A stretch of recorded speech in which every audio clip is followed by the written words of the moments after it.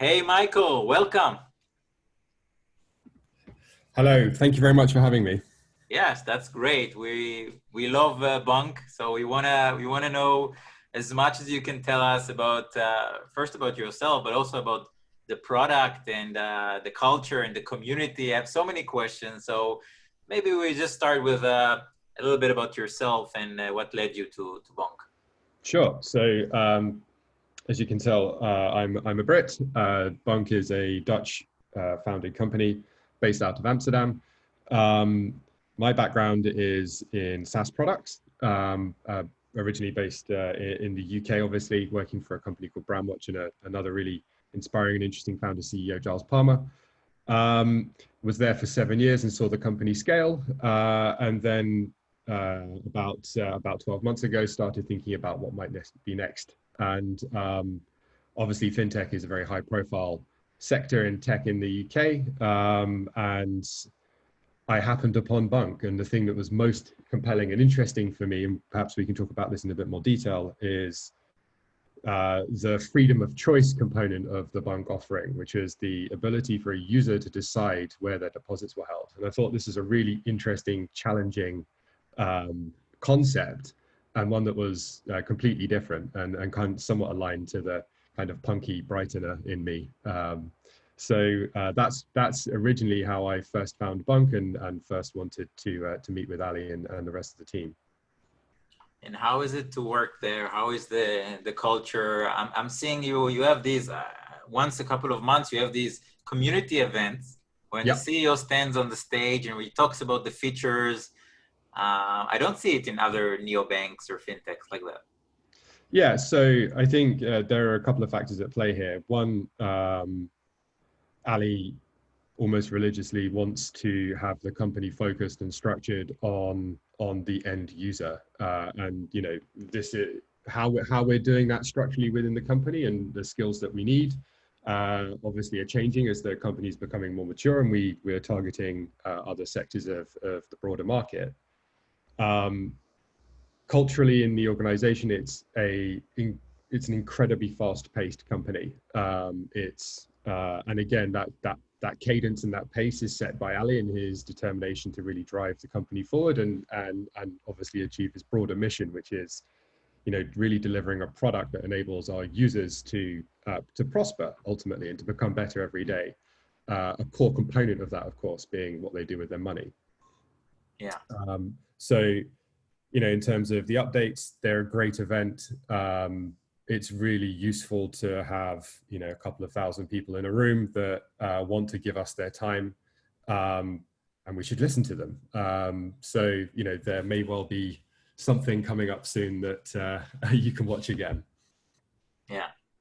So there's so many features, and it's really hard for me right now to focus on each one. But what are the popular features, if you can say something that came out from maybe from the community, or some lead us through the user journey? I mean, how fast is it to open an account? Let's say the onboarding. Yeah. So we launched a new version of the app, V3, which was quite I think, a departure from the existing experience. We can get into that in a bit more detail if you want the backstory to that, because I think that's quite interesting. And the core component of it was what Bunq is an incredibly powerful set of tools that enable you to manage your money more effectively, right? So the key to that is a completely different information architecture for how the tooling works. So you can have multiple accounts that are completely sort of aligned to each other, and they're structured so that the user is able to really effectively route the money where they need it to go. There are a bunch of other automation features. So you can set it up, you get paid, your money X amount goes into this account, you've got money that goes into a bills account, you've got something that goes towards the savings goal, which is the thing that you want to achieve, and you don't have to touch it. It's super. But there were a couple of critical issues with that from a UX point of view. One is that in order to even get to the party, you have to go through 25 stages in some onboarding process. which is a big investment. You know, you have to go and find your passport. You have to sit down and decide that you're going to do this. You have to answer a bunch of questions, and you have to do the weird selfie thing. And then you can get into the product. And then it's a question of, okay, is this for me? So what we wanted to do was basically open the door to people that just wanted to try the product, just to explore. So what we're doing now is a user simply downloads the Bunq app, and we lead with the experience first. This is us. This is what we're about. Come and explore the application. Figure out if it's for you, if it's something you want to be a part of. Take a look at the community components of it. And then we build the experience from there. We're still very on in that journey. There is a ton more work to do to optimize the experience. But the new philosophy is that, you know, we know the power of the feature set that we have. We just need to make it more widely accessible to people. So this new kind of style of onboarding is I think really interesting, quite disruptive. And then we need to guide people to the feature sets and the propositions that will help them to achieve their goals, because that's the end state for us. We don't want you to necessarily just think of us as a bank. We want to enable you to be better with your money, to realize the bigger ambitions that you have. You know, whether that's a trip to Tokyo, or you know, whether it's saving up for a deposit for your house. We don't want to be a passive bank in that sense. We want to be an enabler. And this is all these notifications. When I land in a new country, then I get a notification, right? Saying here I can save on the fees, or that, like an advisor, right? Yeah, so the idea is that we're constantly there to prompt you. And we're very transparent about the subscription pricing model. But we'll do everything that we can to basically drive out any of the kind of unclarity around fees, because you know that's where people get stung on exchange rate fees, on ATM withdrawals. You know, there's no overdraft fees that's not possible within Bunq, and the idea is that we are constantly representing your interests in that sense, and that's not just from a fees point of view, but what we're really trying to do is enable the user with the feature set designed to incentivize the right types of healthy behavior for them. So, you know, that's where we see the things like a savings goal. So for us, savings is a behavior, right? It's something that you need to do and you need to be disciplined about. It's not just necessarily a classic banking product where you get interest. But the reality is that we should be helping you to become better at putting money away to achieve whatever future term objective it is that you have. So there are small things like the auto save feature, which is the roundup. They're the ways that the savings accounts are presented to the user as a goal rather than a total amount. You know, we obviously keep notifying and prompting you to be better at that over time. And so for us, it's really about helping the user to get to where they need to do. So they decide, you know, what prosperity means to them, and we want to give them a set of tools that enable them to get there. And also the awareness, maybe the labeling. If I have these subscriptions, if I can label my expenses by category. Yeah, so I think that there is a ton of opportunity for us to start to join up, not just what people tell us in terms of what their goals are, their spending pattern, and some insights that we have with that, with enabling them to be even more effective with how they spend their funds. There's a ton of stuff that is going to be incredibly interesting in that space. So instead of just having passive insights that tell you these are the categories of your spend, you know, without too much creativity and too much trouble, I think we can start to push the value that we deliver to our users there. And of course, you know, looking into the future, there are obviously other opportunities for us to deliver other products that, as we're enabling our users to become more prosperous over time, to look after their future selves as well. And of course, one of the other big initiatives that we are incredibly invested in is that people don't just want to become, in our view, better managers of their own money and their own finances, but they also want to be able to do that and have an impact on a better world. And so we see that with the tree planting super green for consumers and also for businesses. And there's a lot more that we can do there to really incentivize and help people to behave in environmentally conscious ways and to drive that behavior. Also in the investment perspective, so I'll be able to have to understand if I invest, what is behind this, where is my money goes in the savings, right? Yeah, so that's the freedom of choice feature, which I think is a really interesting concept. So within the Bunq app, a user can go to the freedom of choice settings. It's within the us component, which is where it represents okay, this is the total number of deposits across all users. These are the categories that you can choose for us to hold your money. You can even choose if you don't want to receive interest, because we have some users who either for ethical or religious reasons don't want their money to earn money. But if you do, we also give you the choice to say, I only want it to be held in green funds. I only want it to be held in European companies. I only want it to be, held in mortgages.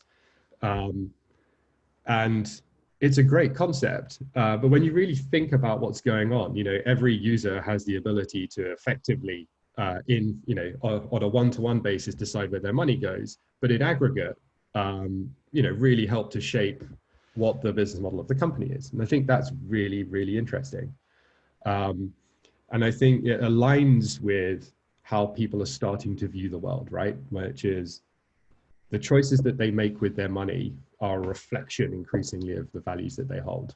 That's something I find personally incredibly interesting and was one of the main reasons why I ended up at Bunq. Yeah, very, very unique. Other markets or stuff that you're already are starting to do outside of the Netherlands? Yeah, so we are obviously Dutch headquartered, based in Amsterdam. The vast majority of the team is based at HQ. But of course, we have the ability to operate right across Europe. So as we start to scale the company, we're looking at a number of European core markets that we want to expand quite aggressively into. I mean, there'll be no surprise. If you do some light research, you'll be able to figure that out fairly quickly.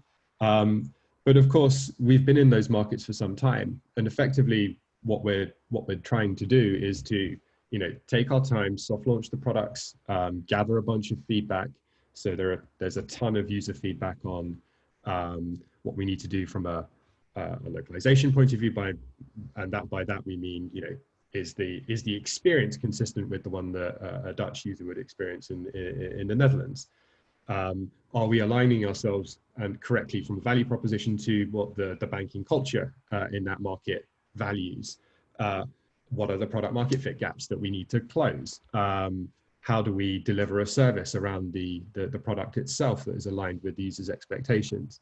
So we've been doing that for a while. We've got a bunch of core things that we think that we need to deliver in order to meet the expectations of our users. And we're just constantly chipping away doing that. So yeah, the big plans for other markets. And of course, over the course of this year, what's left of it as we're rapidly reaching 2021, is obviously looking at other opportunities to deliver value to our users, regardless of which market they're in. Yes. We didn't talk about, of course, all the APIs, the Bunq API that you are taking third-party applications in terms of, let's say, invoicing, scanning an invoice, small businesses. And I also want to ask you about the open banking, if you're doing something around this space. But maybe we should start with the API. Yeah, so I think Bunq was one of the first, if not the first, bank in the world to offer an open RESTful API. It's a core component, I think, of the kind of challenging ethos of Bunq that's been there since the very early days. I think it's a core component of the openness and transparency and those values within the company. And of course, what we're always looking to do is to understand how do we extend the value of what we offer with the adjacent things that our users want to do. So we see this particularly right now with the business customer base. So there are a number of annoying tasks in an entrepreneur's workflow, right? Where, they, as you say, they might have an invoice that they want to send out. Well, there's no reason why that can't be done in an automated fashion to save that person time and effort. There's a whole host of things around, let's say, capturing expenses with receipts, making sure that they're not in a box or in the cabinet somewhere and losing them. So you want to be able to make all of that stuff as simple as possible. And the one that I like the most is the ability for a bit like the consumer offering, which takes an auto save as a roundup on any purchase you make. We have a similar feature on the business side, but for VAT. So you never have to worry about spending your tax money. And it's just these little time-saving, effort-saving, hassle-saving things that mean that you can focus on doing what's important, which is running your business if you're a business user. So for us on the API side, what we want to be able to do is obviously extend that workflow out. So we work with a number of bookkeeping software companies, for example, on the B2B side.